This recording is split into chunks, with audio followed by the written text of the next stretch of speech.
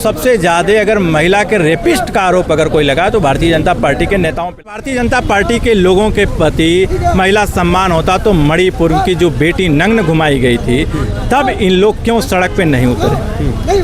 बर्बरता जब कानपुर में होता है, फतेहपुर की बेटी के साथ होता है या देश के अन्य राज्यों में जब बेटियों के साथ होता है, तब ये इनकी महिला नेत्री और भारतीय जनता पार्टी का महिला प्रेम कहाँ चला जाता है। देश में महिला आरक्षण बिल को लेकर एक बार फिर से चर्चाएं तेज हो गई। समाजवादी पार्टी के मुखिया अखिलेश यादव ने विधायकों की इमरजेंसी बैठक बुलाई और निंदा प्रस्ताव पारित किया अपने विधायकों की सहमति से, लेकिन सरकार एक दिन का विशेष सत्र बुलाकर समाजवादी पार्टी के खिलाफ निंदा प्रस्ताव, महिला आरक्षण विरोधी प्रस्ताव पारित करने की बात करे लगातार। लेकिन महिलाओं के हालात किस तरीके से उत्तर प्रदेश में ये समझते हैं, हमारे साथ बात करने के लिए समाजवादी पार्टी के प्रवक्ता राकेश अहिर जी, उनसे समझते हैं पूरी घटना को और महिला आरक्षण की पूरी बात क्या है। क्योंकि 2023 में जिस तरीके से महिला आरक्षण बिल लागू होता है, फिर अब 2026 में परसीमन किया जाता और महिला विरोधी समाजवादी पार्टी को बताया जाता, पूरी मसले को समझते हैं। सर पहले तो स्वागत है। बहुत धन्यवाद आपके चैनल का।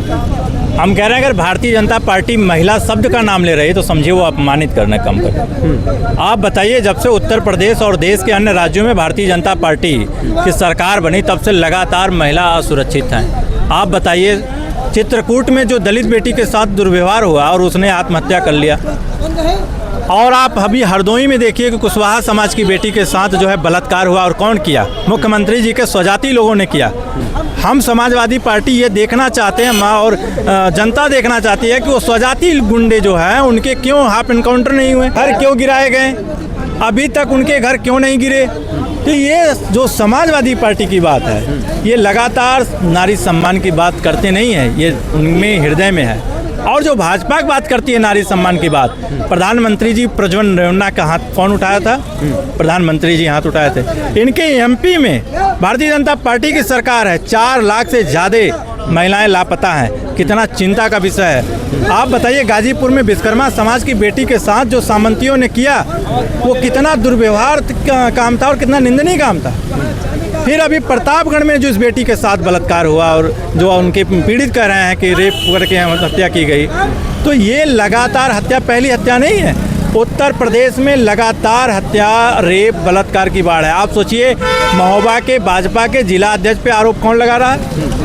भाजपा की नेत्री, भाजपा की नेत्री लगा रही है। तो आप सोचिए कि सबसे ज़्यादा अगर एडीआर की रिपोर्ट देखी जाए तो सबसे ज़्यादा अगर महिला के रेपिस्ट का आरोप अगर कोई लगा तो भारतीय जनता पार्टी के नेताओं पे लगा, या दुष्कर्म करने का या उनके साथ अभद्रता करने का अगर आरोप लगा तो वो भारतीय जनता पार्टी के नेताओं पे लगा।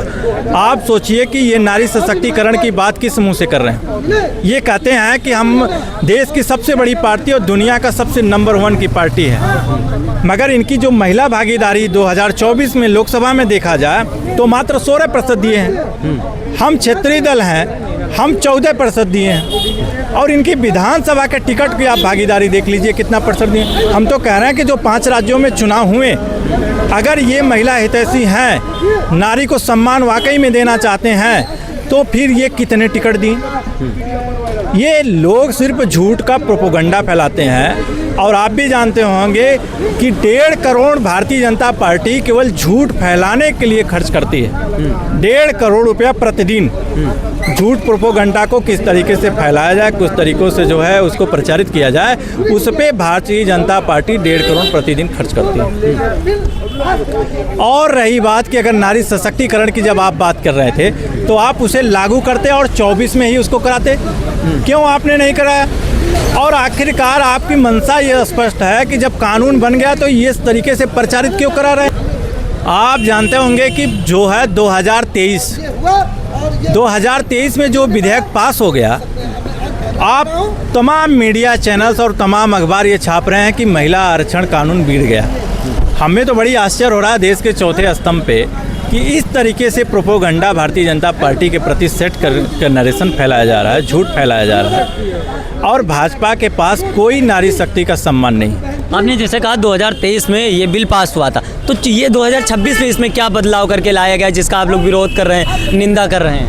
देखिए, हमारी मांग है और समाजवादी पार्टी हमेशा से आरक्षण, महिला आरक्षण के पक्ष में रहा है। वो तो आधी आबादी की भागीदारी के लिए हमेशा खड़ा है और हमेशा वो मांग करते हैं। हम कह रहे हैं कि अगर उनको आप आरक्षण देना है तो अभी जाति जनगणना हो रहा है, जाति जनगणना के जब रिजल्ट आ जाएंगे उस आधार पे आप उसको लागू करिए। ये बात तो उन्होंने सदन में कहा था कि जाति जनगणना के बाद 27 में हम रिजर्वेशन देंगे। तो आखिरकार ऐसा क्या जो है जल्दी पड़ गया। और मैं आपको बता दूं कि ये सिर्फ एप्सिन फाइल को दबाने के लिए इस तरीके का माहौल बनाया जा रहा है कि प्रधानमंत्री के जो केंद्रीय मंत्री हैं या उनके सहयोगी हैं उनके नाम छुप जाए। और मंटो की एक लाइन थी कि एक आदमी मरना वो मौत होता है और जब 1 लाख का मरना वो तमाशा होता है। तो तमाशा क्यों किया जा रहा है? हम कह रहे हैं अगर भारतीय जनता पार्टी के लोगों के प्रति महिला सम्मान होता तो मणिपुर की जो बेटी नग्न घुमाई गई थी तब इन लोग क्यों सड़क पे नहीं उतरे? बर्बरता जब कानपुर में होता है, फतेहपुर की बेटी के साथ होता है या देश के अन्य राज्यों में जब बेटियों के साथ होता है तब ये इनकी महिला नेत्री और भारतीय जनता पार्टी का महिला प्रेम कहाँ चला जाता है? क्यों इनके एक भी सांसद, एक भी विधायक सड़क पे नहीं उतरते हैं? समाजवादी पार्टी तो कह रही कि पिछड़ा की महिलाओं को भी भागीदारी सुनिश्चित की जाए जिससे वो सदन जाए। आप बताइए, इस देश में केवल 2 व्यक्ति, एक श्रद्धेय नेता मुलायम सिंह यादव ने आदरणीय फूलन देवी जी को सदन भेजा था जो पिछड़ी जाति की सबसे दबी कुचली और उनके ऊपर अत्याचार और प्रताड़ित हुई थी। दूसरे लालू प्रसाद यादव जो पत्थर तोड़ने वाली भगवतिया देवी को जो है सदन भेजा था। इस 2 नाम के बाद आपको तीसरा नाम नहीं पता होगा कि कोई पिछड़ी दलित सताई हुई महिला जो है सदन देश की सबसे बड़ी पंचायत में गई हो। तो इनकी जो मनता है वो महिला आधी आबादी भी जानती है। इन्होंने कहा तो उज्ज्वला गैस देने के लिए आज गैस सबका ठप हो गया। ये तो कल जो विशेष सत्र बुलाया गया महिला आरक्षण के ऊपर, उसके बाद समाजवादी पार्टी के मुखिया ने आज बैठक बुला ली, निंदा प्रस्ताव पारित कर दी। ये सब आखिर ये सब बवाल हो क्यों रहा है? इसके पीछे की असली वजह क्या है?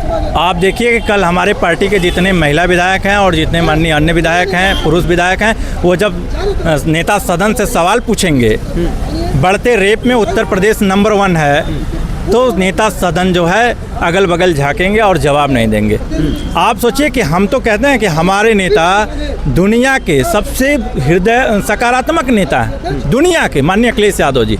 आप सोचिए जो प्रतिनात्मक पुतला फूंक रहे थे हमारे नेता का, उनकी मंत्री और विधायक, उसके बावजूद भी हमारे नेता का इतना हृदय कोमल है कि वो जाके उनके स्वास्थ्य हालचाल लेने के बाद ईश्वर से कामना करके आए।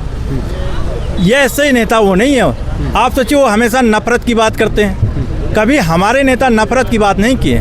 नफरत कैसे ख़त्म हो उसकी बात हमेशा की। और हमें गर्व है कि मैं ऐसे नेता का सिपाही हूँ कि जो हमेशा जो है सकारात्मक राजनीति किए हैं और हमेशा जो है नफरत मिटाने की राजनीति की है, भाईचारा पैदा करने की बात किए हैं, भेदभाव को ख़त्म करने की बात किए हैं। तो हमें प्राउड है कि हम ऐसे नेता के जो है सानिध्य में काम कर रहे हैं, ऐसे नेता के जो है आदर्श पे चलने का काम कर रहे हैं। कल जो निंदा प्रस्ताव लाया जा रहा है, एक दिन का विशेष सत्र बुलाया गया, निंदा प्रस्ताव लाया जा रहा है, वो इसकी जगह क्या अन्य मुद्दे नहीं है? एक दिन का समय खराब किया जाएगा। एक दिन का खर्चा लगभग 8 करोड़ रुपए से ज़्यादा आता है सदन में।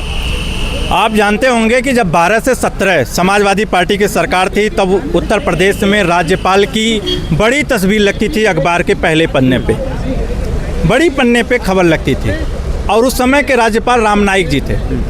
और आज के राज्यपाल जो है महामहिम, वो भी एक महिला हैं और देश की राष्ट्रपति जो महामहिम है वो भी महिला है। और इन महिला के राज्यपाल रहते हुए उत्तर प्रदेश पूरे देश में नंबर 1 पे है महिला अत्याचार और शोषण में। फिर भी किसी अखबार में या किसी जगह उनका एक भी स्टेटमेंट नहीं आता है। तो हम और आप तय करिए कि नारी सशक्तिकरण का सम्मान कहाँ है।